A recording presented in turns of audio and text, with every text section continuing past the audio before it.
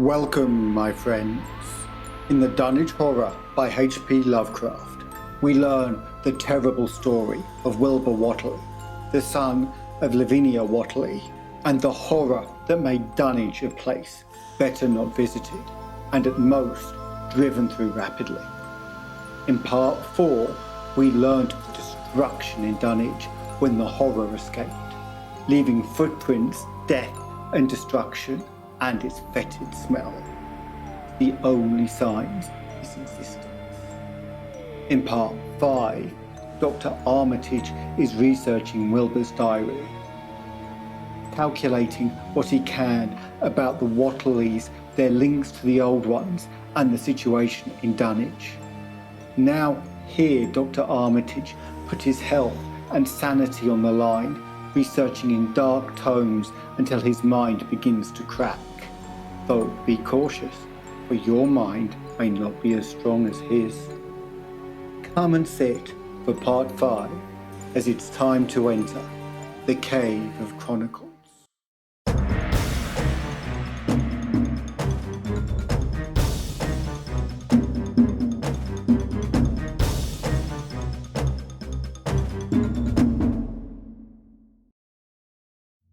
Eight.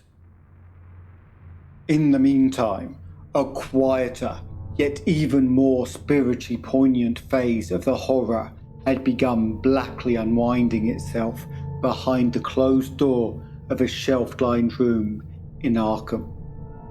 The curious manuscript, record, or diary of Wilbur Whatley, delivered to Miskatonic University for translation, had caused much worry and bafflement among experts in languages both ancient and modern.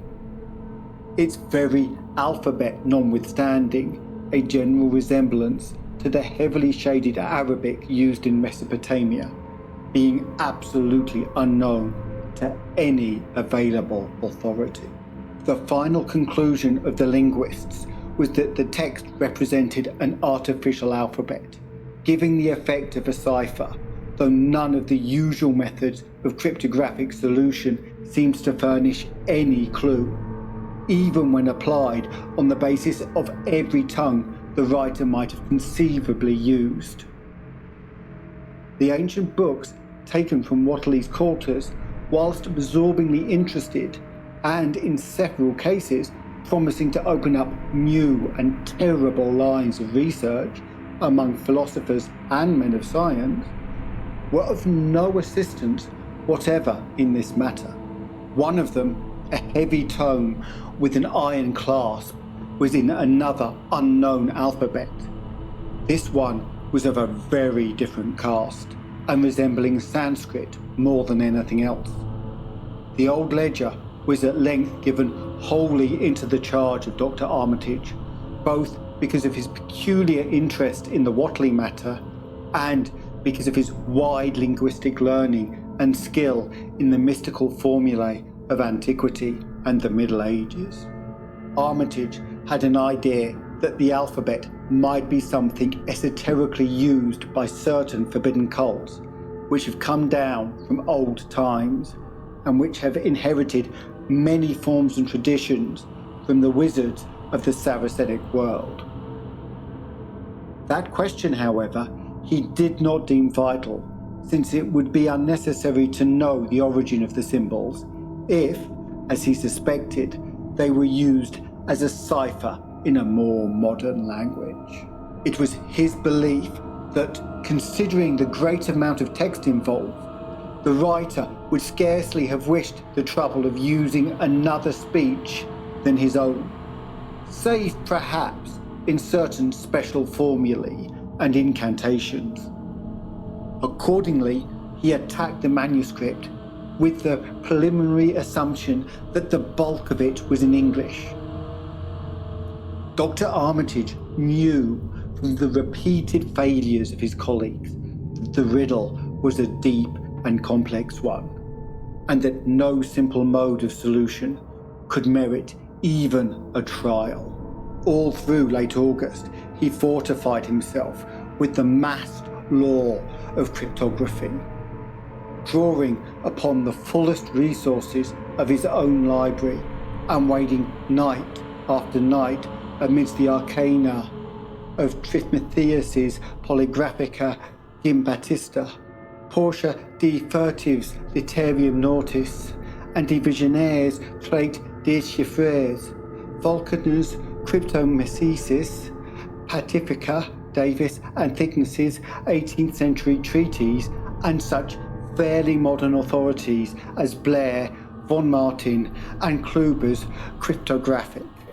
He interspersed his study of the books with attacks on the manuscript itself, and in time became convinced that he had to deal with one of those subtlest and most ingenious of cryptograms, in which many separate lists of corresponding letters are arranged like the multiplication table, and the message built up with arbitrary keywords known only to the initiated.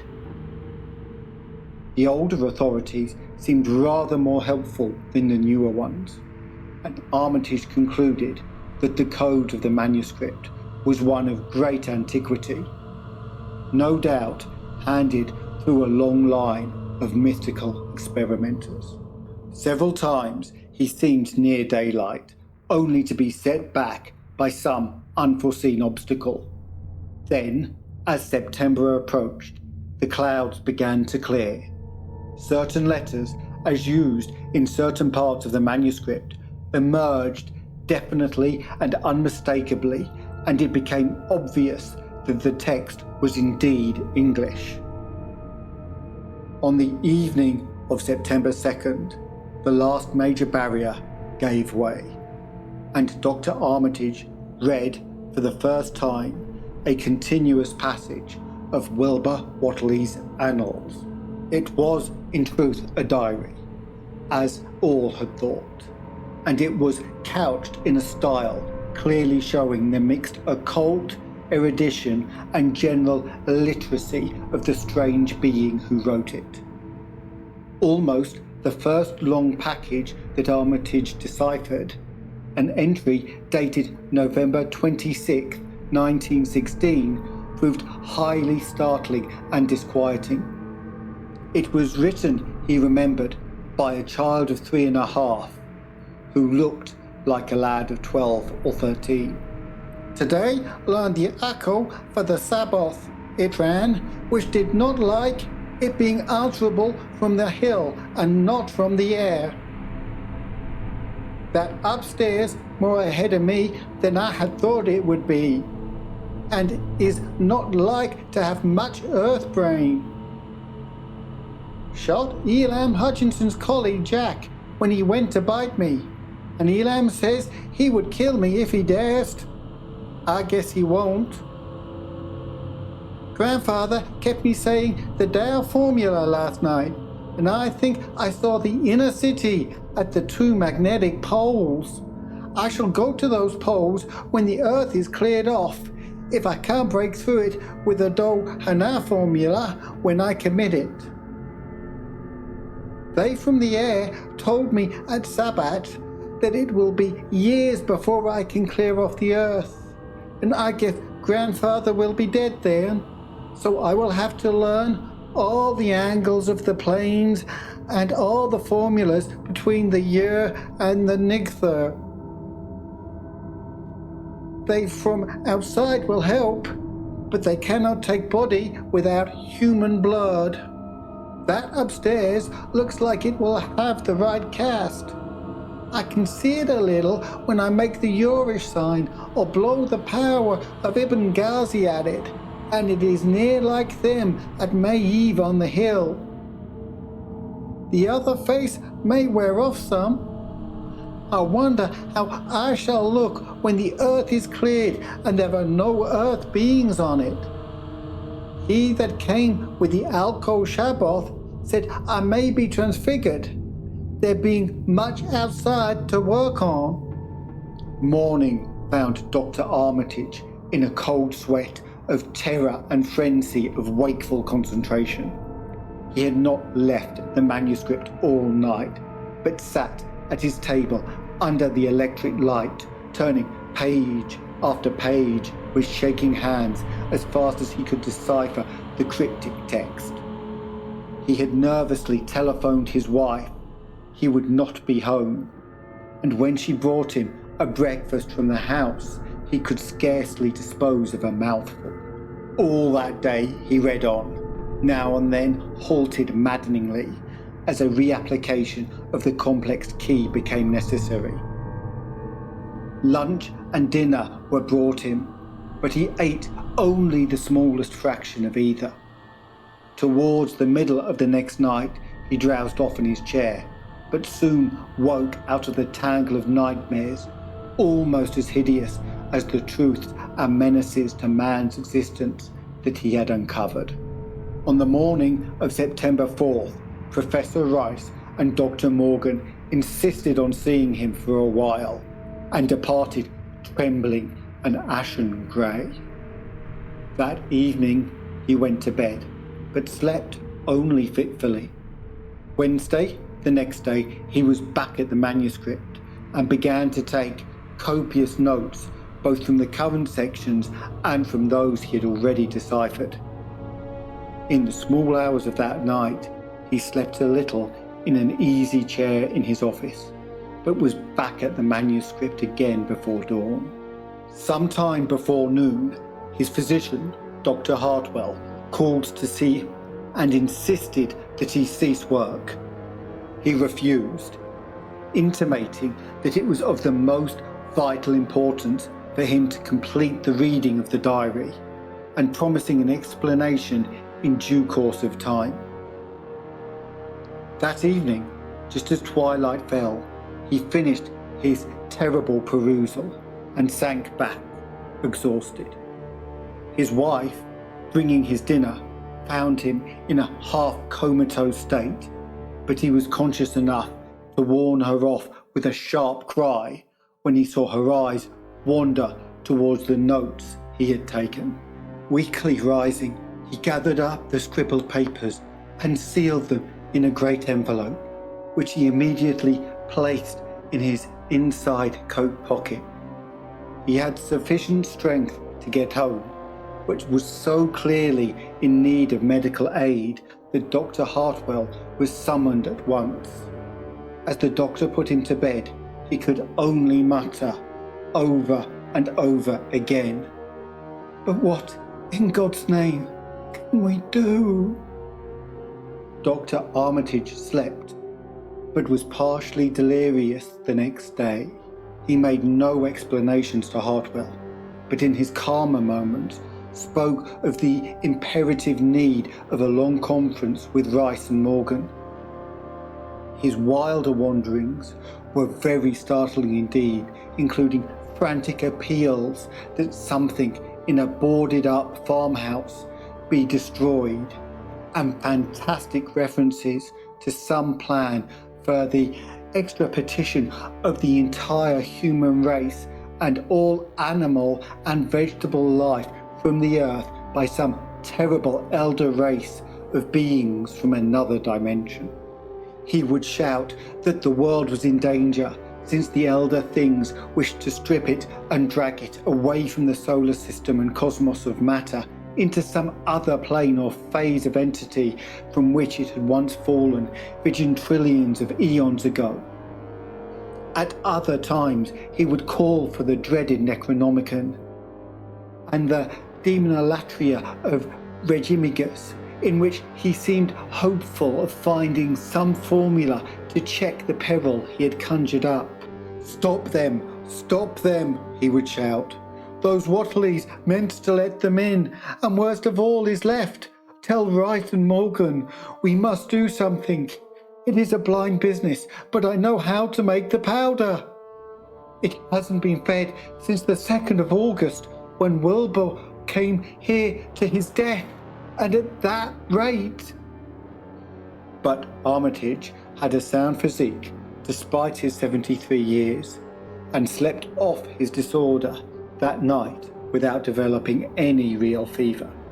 He woke late Friday, clear of head though sober, and with a gnawing fear and tremendous sense of responsibility. Saturday afternoon, he felt able to go over to the library and summon Bryce and Morgan for a conference. And the rest of that day and evening, the three men tortured their brains in the wildest speculation and the most desperate debate. Strange and terrible books were drawn voluminously from the stacked shelves and from secure places of storage, and diagrams and formulae were copied with feverish haste and in bewildering abundance. Of skepticism, there was none. All three had seen the body of Wilbur Whatley as it lay on the floor in a room of that very building. And after that, not one of them could feel even slightly inclined to treat the diary as a madman's ravings. Opinions were divided as to notifying the Massachusetts State Police, and the negative finally won. There were things involved which simply could not be believed by those who had not seen a sample, as indeed was made clear during certain subsequent investigations. Late at night, the conference disbanded without having developed a definite plan. But all day Sunday, Armitage was busy comparing formulae and mixing chemicals obtained from the college laboratory. The more he reflected on the hellish diary, the more he was inclined to doubt the efficacy of any material agent in stamping out the entity which Wilbur Whatley had left behind him.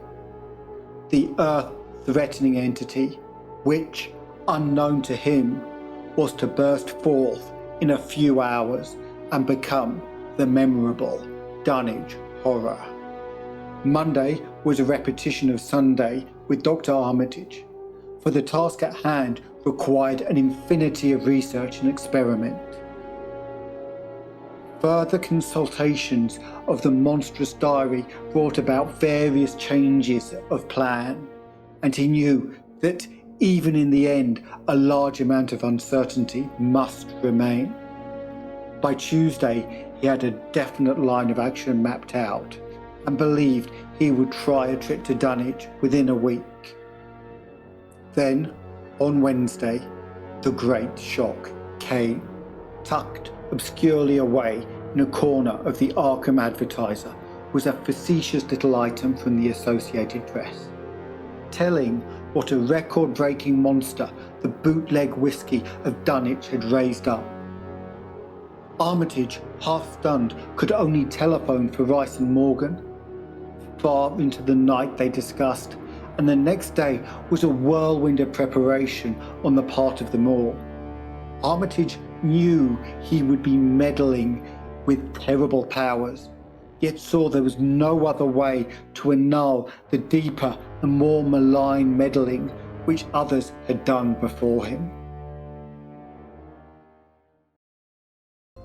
So ends Part 5 of the Dunwich Horror. In Part 6, Dr. Armitage calls on his friends to help, as he knows they must defeat the Dunwich Horror if the world is to be saved from the hideous madness of the old ones. And so they head to Dunwich to rally help and begin the hunt. If you enjoyed this tale, click like to let others know. Subscribing will let you travel with us on future adventures, with the bell notifying you as we set off. If you want to join our intrepid band of explorers of the unknown, come visit us on Patreon. Let me know in the comments if you would like to experience more Lovecraft in later episodes, and if there are any specific stories you would like to see portrayed in this format. If you join my Patreon, you can share in the discussion about the stories told with both myself and the other members.